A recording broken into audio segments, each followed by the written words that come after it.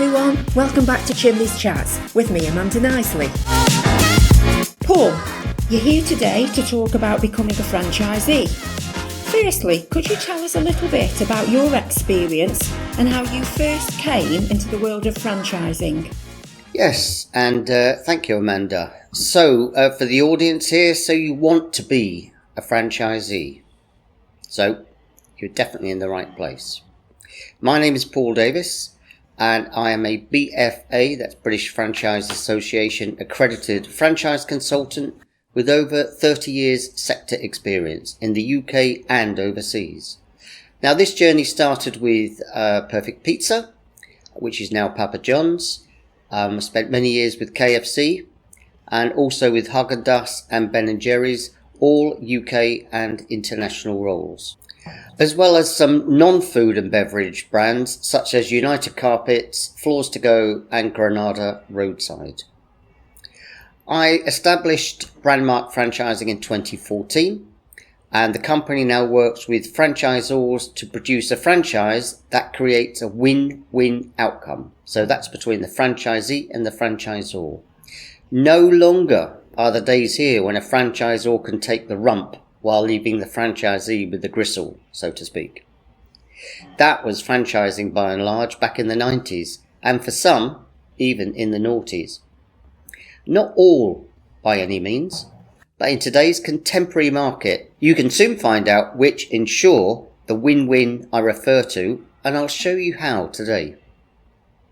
Some brands I've worked with, or still do, are Heavenly Desserts, Africana Kitchen, Amigos Burgers and Shakes, Vino, Endura Roses, Rainbow International, and Burger Drop, amongst others. Brandmark Franchising then takes these brands across the UK, trading ethically and within BFA guidelines, then for some, international franchising. Oh, and by the way, I've also been a franchisee and a franchisor. How can you assess a potential franchisor? Well, that's certainly the name of the game for wannabe franchisees. So I'm going to tell you the most important thing right at this early stage of the podcast and let everything revolve around it. So here it is. When assessing a franchise, don't just look at the spreadsheet. Look very closely at the people who are there to support you, the franchisor team. And ask yourself, do these people have credibility? Do they know what they are talking about, or do they seem to be blagging it? Do I feel that I can trust them with my hard-earned investment? Now, this is what I call humanizing the process of selecting which franchise you want. You might spend many years with these people, so you must get it right. Franchising is all about the people. So if you find people who you truly believe in and you like the look of, then you could be on a winner. And what are the questions that you may want to ask your franchisor? Well, I think it's very key that you ask if they are part of the BFA, the British Franchise Association. And if not, ask them why not. No, the BFA stands for Ethical Franchising of Sustainable Brands.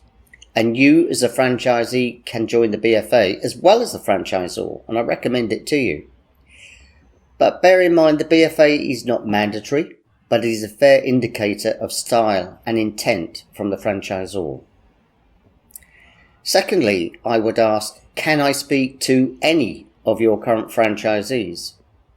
If they say no, think twice. Then ask why not. It's good to ask how many failures have you had and how many successes. You know, what you're going to inherit is a 5-year term, an initial 5-year term, plus probably 1 or 2 renewals on that. So, considering you're going into your first 5-year plan, ask, what is your 5-year plan to the franchisor? I would also ask, do you have multiple revenue streams? You know, COVID has taught us that flexibility of the brand and multiple revenue streams helps ameliorate risk. Don't put all your eggs in one basket. I would then ask, do you have flexibility of your format? To optimise opportunities for franchisees, BMF normally sets up around 4 to 5 formats, and these might include small neighbourhood stores, which are great for home delivery, medium stores for medium-sized towns, and flagship stores in the cities, drive-through, kiosks, food trucks for events like sport, music, culture, or anything else, a pop-up for temporary use, virtual stores, and more besides. And lastly, but very importantly, ask, can you substantiate all of the financial claims made within your documentation? Can you tell us a little bit more about what a potential franchisee should consider during this process? Okay, so I have been a franchisee, and I think that one of the things I would advise you to look at is what is the return on investment. So consider what is a decent return on investment. Previous to the latest cost of living rises, 2 years would have been an aspirational return on investment, but achievable.